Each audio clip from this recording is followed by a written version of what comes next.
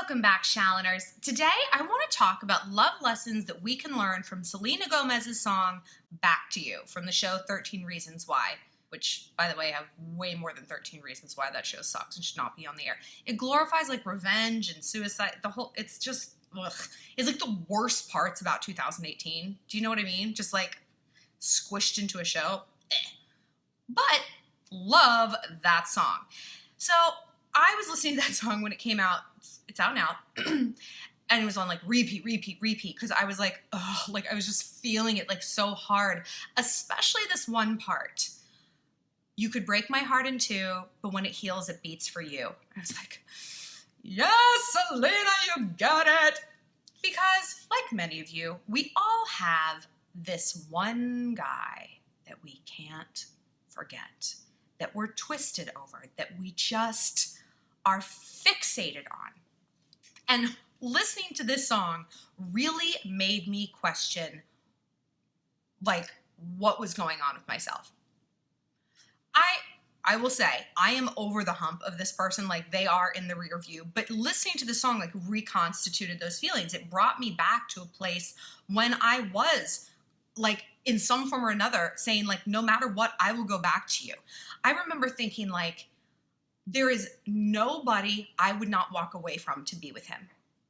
It could be my wedding day to somebody. He could text me. I'd be like, I gotta go.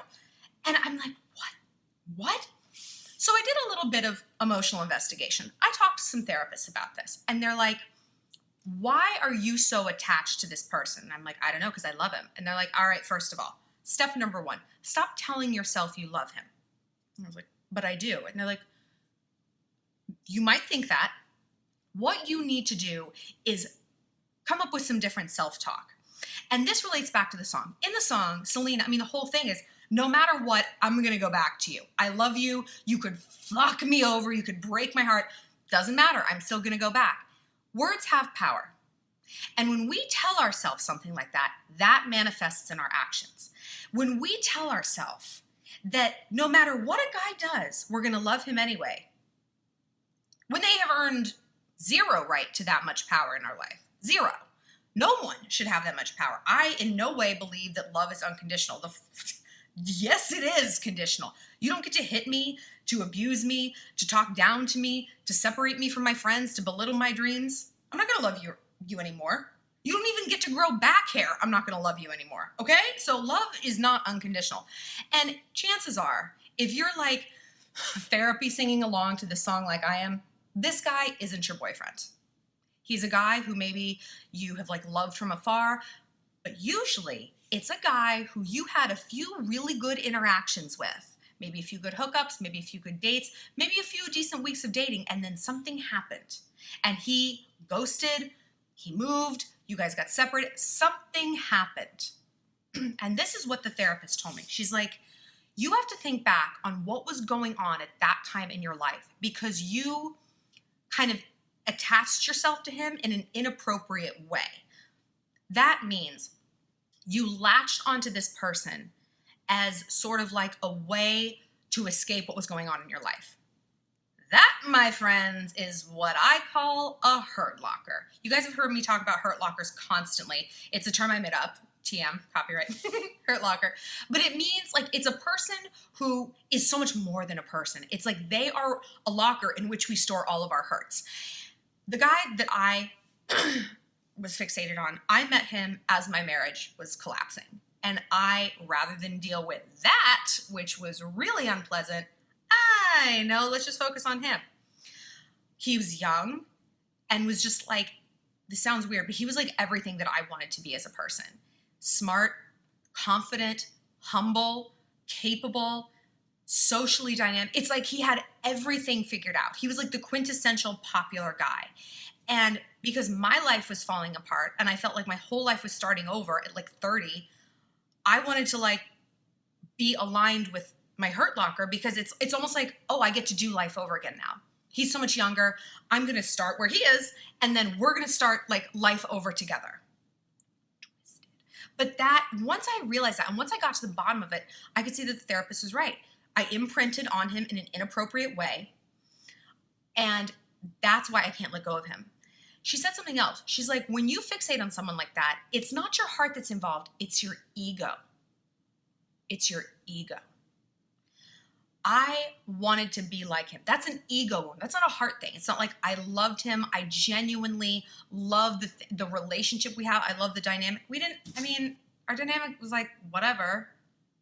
Like, I admired these things about him, but that's not the same as like a love in a relationship kind of thing, because I didn't have enough data.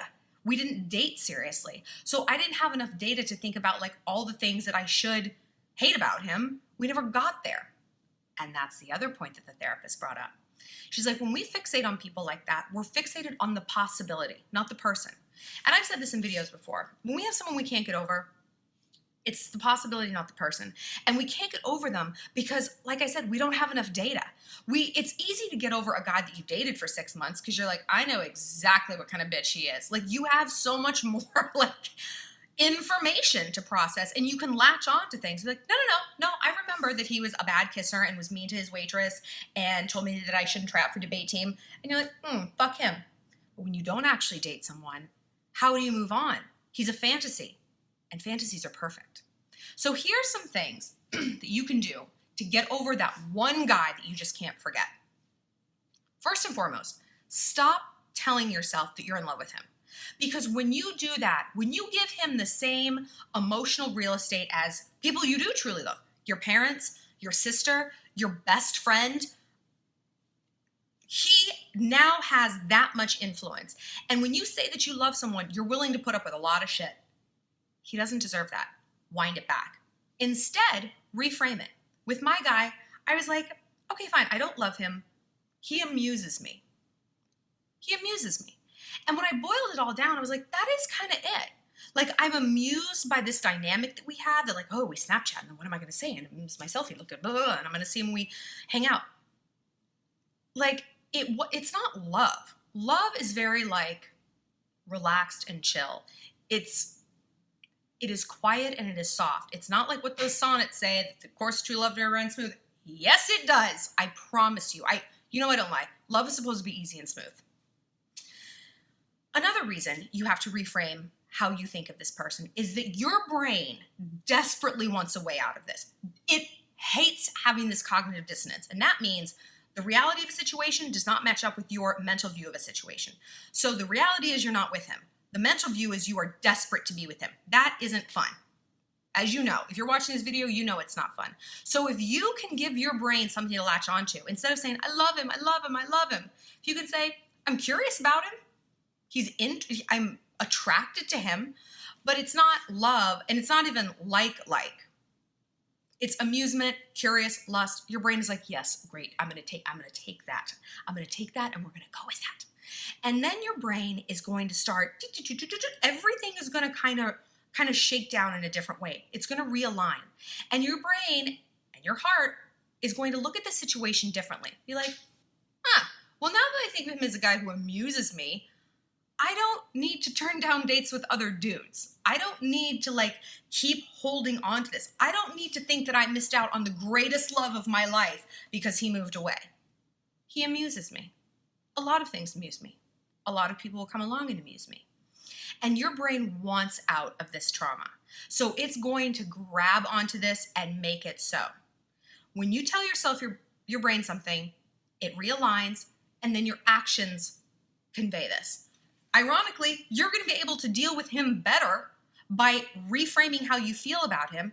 You're not going to be so spastic. You're probably going to be able to have a flirtier conversation where you come across a little cool and a little aloof, which is very attractive to guys. Desperation is the strongest smell in the world, honey. So, if there's a guy you can't forget, think about what was going on in your life at the time. Something that you didn't want to deal with, so you kind of pushed everything into him. Something that he represents to you. Like I said, my Hurt Locker represents the kind of person I wanted to be. He represented youth. He represented fresh beginnings. And at that time in my life, that is what I was desperate for. So when I think of it like that, that takes the power out of him.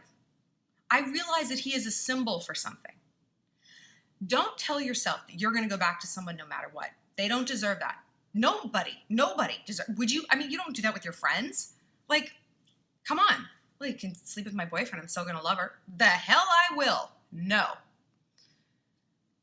Reframe, rephrase, and you're going to find yourself realigned in this dynamic. Less crazy, less like manic, more peaceful, and more able to look at it neutrally. The knots are going to start to loosen. Who knew Selena Gomez, one little song, was going to give us this much emotional awakening? Isn't that crazy? Speaking of crazy, she is crazy as a sack of weasels. The things I know. Girl, curl your hair. If you guys don't know what I do for a living, I'm the deputy editor of Star Magazine, so I know a lot about Selena and celebrities and like why she was really in rehab and how she lost that kidney. Anyway, if you guys want to chat about this, either Selena or your own Hurt Locker, the guy that you can't get over, drop me a line on the Instant Go app. That's where I do one-on-one sessions. My username on there is ShallonXO. And if you click chat, that's where you submit your question. And I love to talk to you guys. It's like all I do. It's so fun for me. So drop me a line, we'll talk, and let me know other questions you guys might have. Always leave stuff in the comment section. I have a big, long list, so I promise I'll get to them. And click like and subscribe. New videos every week. Bye, Shallon. You know, I'll always go back to you guys.